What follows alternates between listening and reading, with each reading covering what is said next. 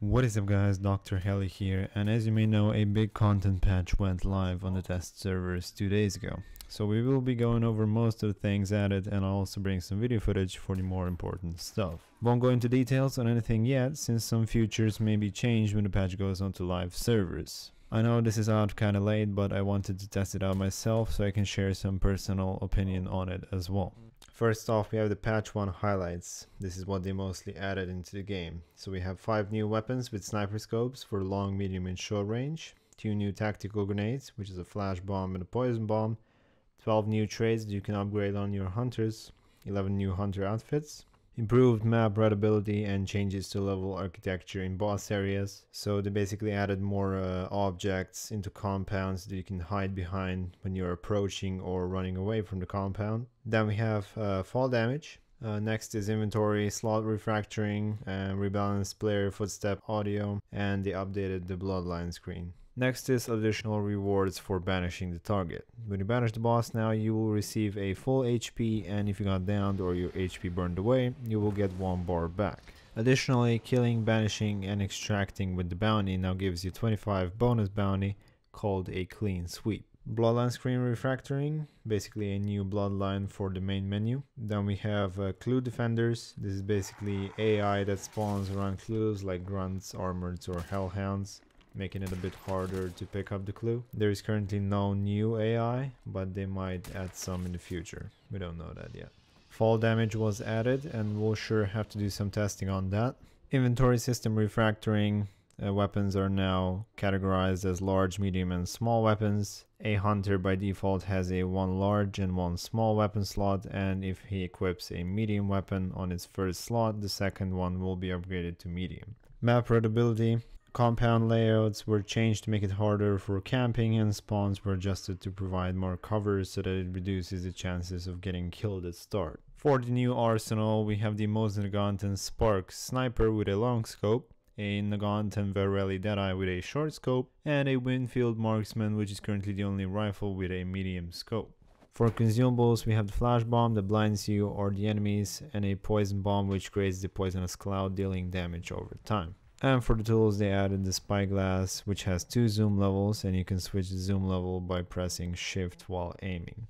Next up, we have 12 new traits, starting with Bullet Grubber. This one is a replacement for Pump Jockey and will allow you to reload Spectre, Mosins and Dolge pistols without losing rounds while reloading mid-clip.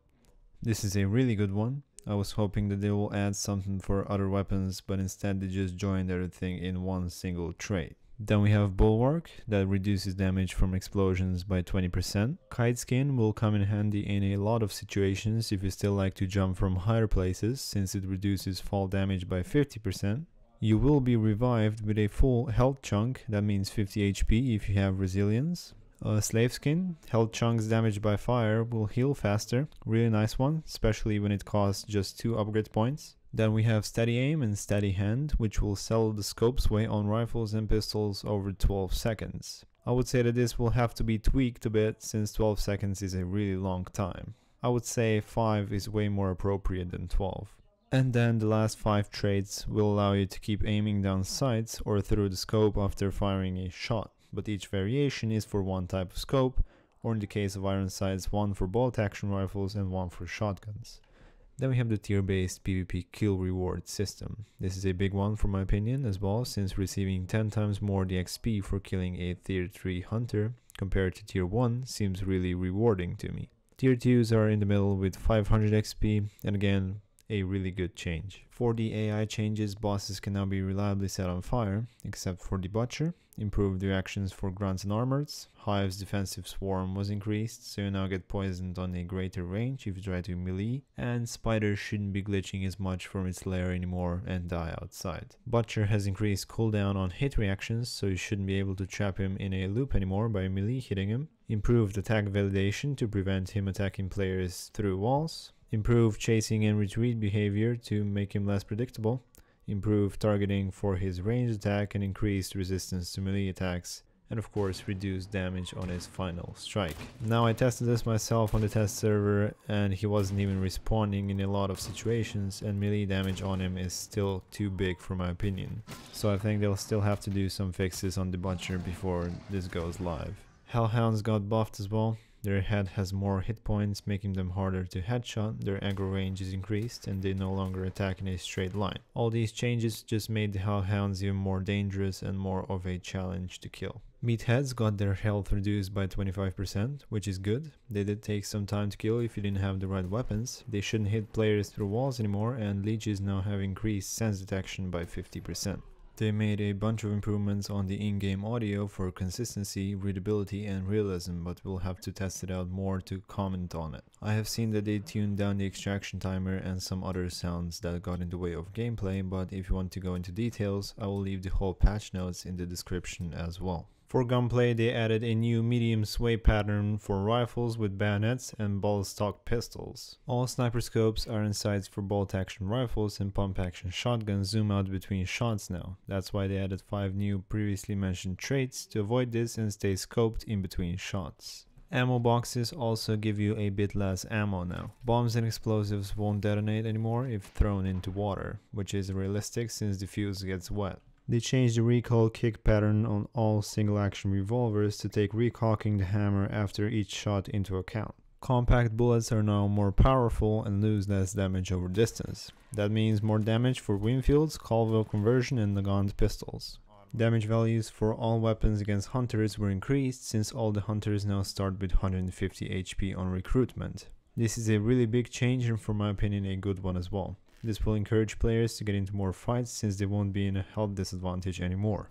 And players probably won't farm and then immediately extract just to get that 1+ health bar for their hunter.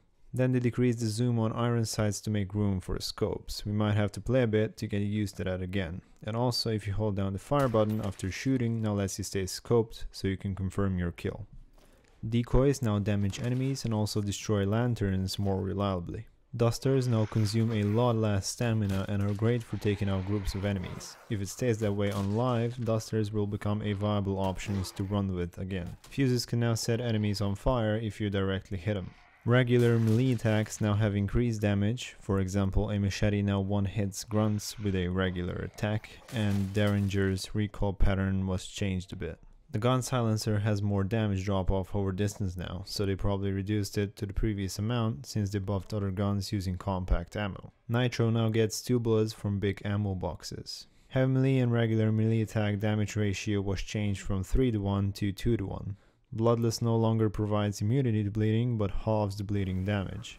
First aid kits and vitality shots no longer stop you from burning, which is a big change since a vitality shot could save you from losing health bars or even dying. Then footstep sound was reduced, and now jumping costs 20 stamina, but you can still jump if you empty your stamina bar. Massive refactor of players' stats system to remove some health related bugs, and poison damage now results in a much stronger on-screen effect. Quartermaster now upgrades the second slot from small to medium, a big change as well since you're no longer able to carry 2 large weapons. Personally, I don't like this change since it removes a lot of possible weapon combinations. Improved water visual effects when walking or running. While waiting for other players, you're now allowed to use dark side and voice chat. Another pretty cool change that they added is more hunter names with 3 nationalities for Irish, Scottish, and Scandinavian names. Then we are moving on to meta. As said before, new hunter names, and all the hunters now start with 150 HP. They increased the base cost of tier 2 and tier 3 recruits, decreased the chance of getting multiple melee weapons with a new recruit, and tier 0 recruits now have 2 vitality shots instead of 1. A good change because it helps with survivability of new players. Then tooltips were added with details about ammunition, and weapon damage bars now display numbers. A great change as well since we can now compare weapons to each other easier. All of the previously mentioned weapons, tools, and consumables were added to the store as well. They decreased the weapon unlock rank for the Obrest, Verrelli, and the Winfield, so you can now unlock the non-scoped versions sooner. Then they added all new traits, and what I like about this is that they didn't make them too expensive. Most of them cost 3 or 4 upgrade points, with few exceptions that cost 2, 5 or 6. Now for the trait unlock changes, they massively reduced the level of fanning from 87 to 36. This is probably going to make pistols more viable at early levels. Reduced the unlock level for Greyhound and Pack Mule as well, but Quartermaster perk got a massive increase from 24 to 45. Now next we have the price changes. This will have to be changed in some way for sure because these prices here are way too much for my opinion. especially Dolch pistols that got increased up to $490 and even $720 for the precision version.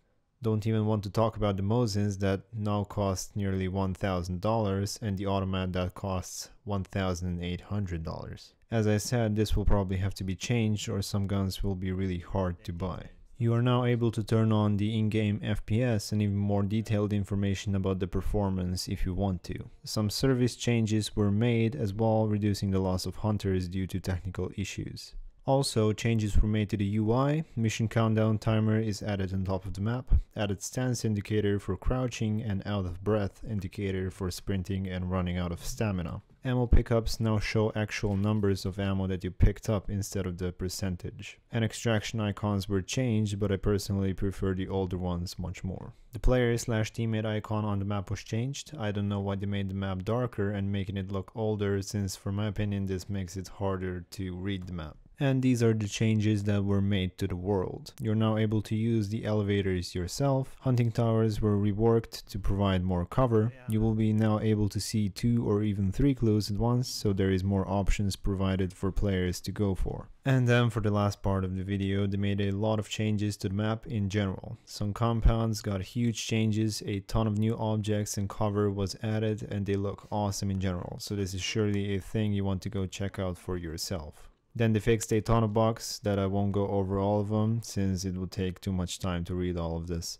Anyways, this is going to be it for the first content patch on the test servers. As I mentioned before, things might change when the update hits live, so we will see how that goes. If you stayed till now, thanks for watching. Feel free to like the video, subscribe and comment down below how do you feel about these changes, and I will see you hunters out there in the swamp.